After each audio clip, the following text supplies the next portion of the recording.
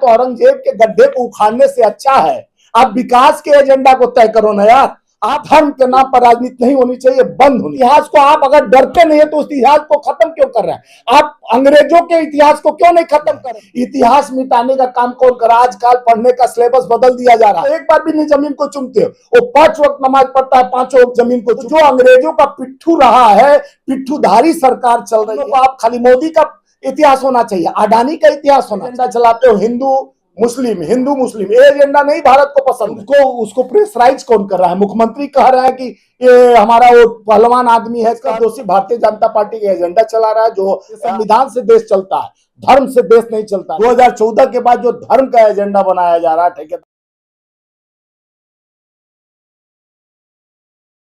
Sir, Nagpur में घटना हो गई है, 50 लोग घायल हो गए और 50 लोग पुलिस वाले घायल हो गए, 2-3 लोग भी घायल हो गए काफी गंभीर से। क्या इस पे आपका स्टैंड है?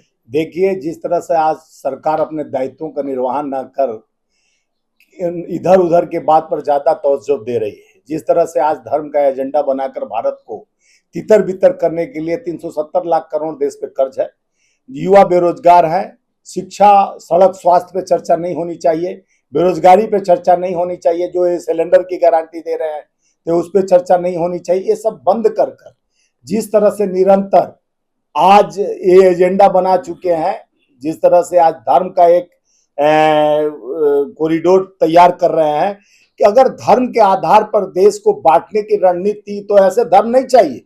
हमें आपस में एकता और अखंडता, भाईचारे का रिश्ता बनाकर सौहार्दपूर्ण हम जी रहे थे।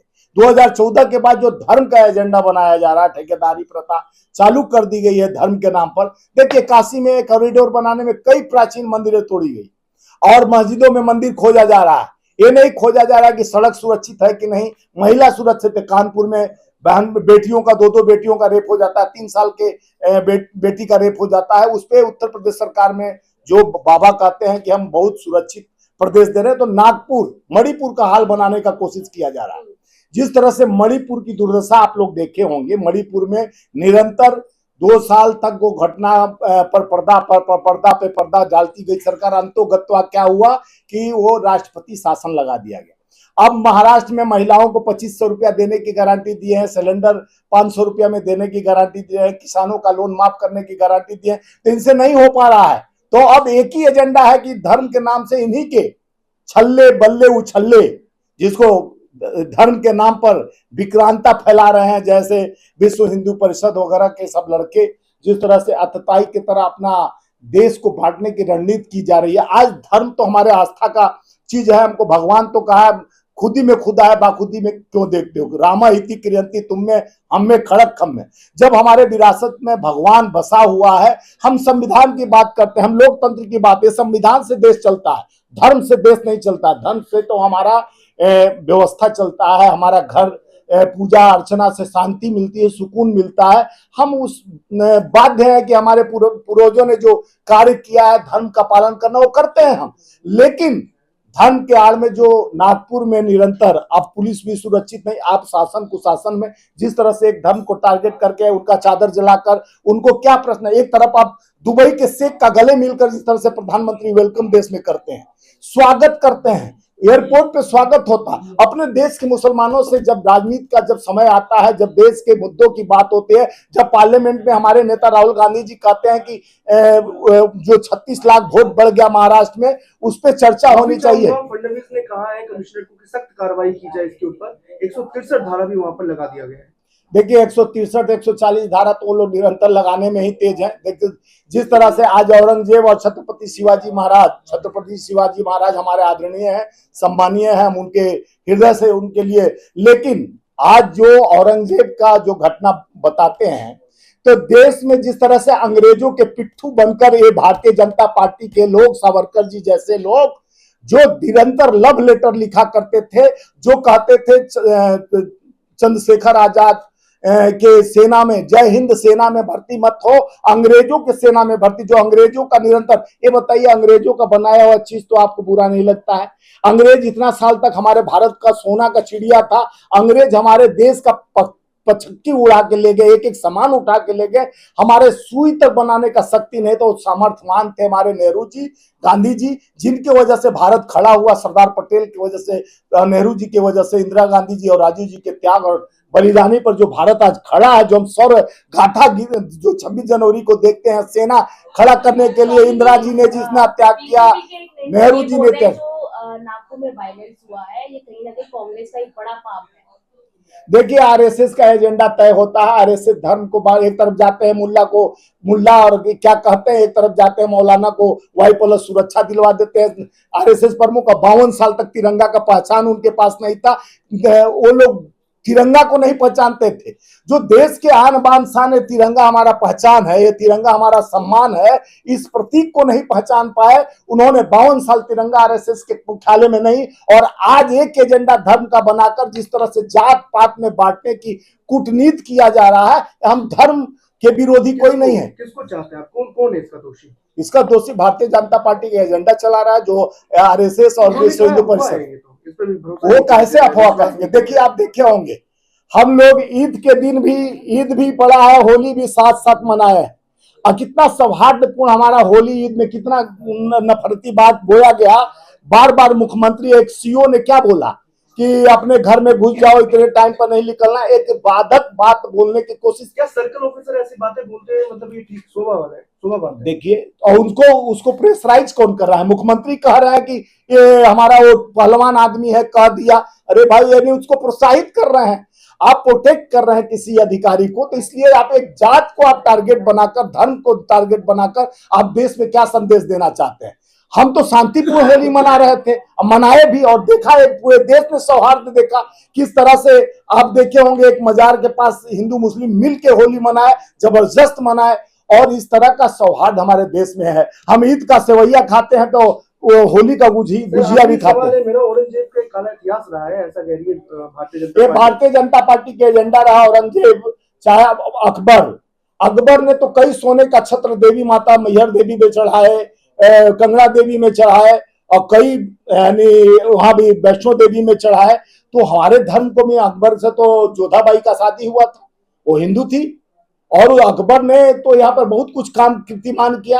औरंगजेब, हम ये नहीं कहेंगे कि औरंगजेब का मैं परदार हूं, लेकिन जन्म उसका तो यहीं पे हुआ था, इसी मिट्टी में मरा है वो। तो औरंगजेब मरा है, तो औरंगजेब के गड्ढे को उखाड़ने से अच्छा है आप विकास के एजेंडा को तय करो ना यार। आप बोले थे 2 करोड़ नौकरी 15 लाख खाते में लाने के लिए, वो एजेंडा तो कोसों दूर चला गया। लेकिन जो आप निरंतर 2500 रुपया खाते में देने की बात करते हो महिलाओं को, लाडली योजना की बात करते हो, 2 करोड़ नौकरी का तो बात कहां चला गया? एजेंडे बंद हो गया। आप एक नए एजेंडा चलाते हो, हिंदू मुस्लिम। ये एजेंडा नहीं भारत को पसंद है। भारत को पसंद है विकास। अब विकास के एजेंडा तय करता है सड़क सुरक्षा और स्वास्थ्य और महिला की सुरक्षा। महिला निरंतर, आज भाजपा की सरकार दिल्ली में आई तो आज तुरंत मीटिंग यहाँ के मुख्यमंत्री ले रही है, तुरंत गृह मंत्री भी मिल रहे हैं, प्रधानमंत्री मिल रहे हैं, राष्ट्रपति मिल रहे हैं। वही केजरीवाल सरकार में मिलने के लिए कोई तैयार नहीं था। वही आज जिस तरह से गलबंदी करके लेफ्टिनेंट गवर्नर चल रहा है, उस समय तो ताकने को भी तैयार नहीं, एक दूसरे पर कटा। तो देखिए, कोई भी सरकार होती समकक्ष होकर, 2 हृदय मिलाकर देश के लिए करना। यहाँ 7 सांसद दिल्ली में हम देते आए निरंतर, लेकिन विकास क्या हुआ? यहाँ पे महिला सुरक्षित नहीं, व्यापारी सुरक्षित नहीं। इस तरह का जनभावनाओं से देश नहीं चलता है। औरंगजेब हो और चाहे हमारे आदरणीय छत्रपति शिवाजी जो थे, उनके सम्मान में आप लोग इस मुद्दे को क्यों खड़ा कर रहे हैं? हमको नया मुद्दा विकास का चाहिए। कांग्रेस के लिए आदरणीय कौन है? औरंगजेब या फिर? देखिए, कांग्रेस के लिए आदरणीय, देखिए कांग्रेस कोई एजेंडा में नहीं। कांग्रेस छत्रपति शिवाजी, औरंगजेब ज्यादा करते रहते हैं ना। नहीं, हम लोग औरंगजेब नहीं करते। औरंगजेब देखिए इतिहास में है। इतिहास मिटाने का काम कौन कर? आजकल पढ़ने का सिलेबस बदल दिया जा रहा है। इतिहास का जानकारी आने वाले हमारे पीढ़ी, आने बच्चों को नहीं मालूम होना चाहिए कि देश में कौन कौन अतताई था, कौन अपराधी था, कौन अंग्रेज हमारे कितना साल मुगलों ने राज किया। ये जानकारी होना चाहिए कि नहीं हमारे बच्चों को? तो आने वाले इतिहास के पन्नों को आप खाली मोदी का इतिहास होना चाहिए, अडानी का इतिहास होना चाहिए। इतिहास तो होना चाहिए देश के। देखियो, औरंगजेब जब अगर अच्छा काम किया है तो वो भी सराहनीय बात था। एनसीईआरटी की किताबों में से हटाया जा रहा है। एनसीईआरटी के किताबों में से हटाए तो इतिहास को क्यों मिटाया जा रहा है? खुद ही को कर बुलंद इतना हद तब्दील से पहले खुदा पूछे बंदे से तेरी रजा क्या है। तो रजा क्या है अब हम जानने के लिए अपने ताकत को, उस ताकत के इतिहास को आप अगर डरते नहीं है तो उस इतिहास को खत्म क्यों कर रहे हैं आप? अंग्रेजों के इतिहास को क्यों नहीं खत्म कर रहे हैं? अंग्रेज हमारे देश में किस तरह से दुर्व्यवहार कर कर, और उनका तो आप लोग लव लेटर लिखा करते थे। अंग्रेजों का पिट्ठू भारतीय जनता पार्टी आरएसएस रहा है, इसका पूरा पुख्ता साबूत और प्रमाण है। देश जानती है कि अंग्रेजों को कौन लव लेटर लिखता था, कौन चिड़िया से उड़ के आता था, चिड़िया पे बैठ के चला जाता था, कौन लव लेटर लिखकर कहता था कि भारत के सेना में मत भर्ती हो, अरे हमारे सुभाष चंद्र बोस के सेना में मत भर्ती हो, अंग्रेजों के सेना में भर्ती हो। तो जो अंग्रेजों का पिट्ठू रहा है, पिट्ठूधारी सरकार चल रही है, ये दोधारी तलवार चलाकर देश को बांटने की रणनीति तैयार की जा रही है, हिंदू मुसलमान को लड़ाने का जो निरंतर। लेकिन बाहर के मुसलमान से तुम्हारा बहुत लगाव है, उनको तो गलेबंदी करते हो, उनका स्वागत करते हो, वेलकम करते हो, और अपने भारत में जो रहता है तो भारत के मिट्टी में आप देखे होंगे 5 वक्त नमाज जो पढ़ता है, रमजान का पाक महीना चल रहा है, कभी भी वो नमाज पढ़ता है तो किस मिट्टी को चुमता है? भारत के मिट्टी को चुमता है कि पाकिस्तान की मिट्टी को मुसलमान चुमता है?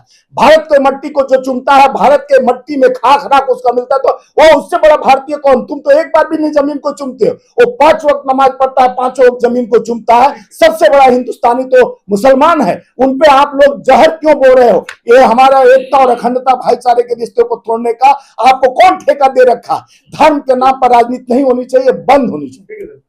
बहुत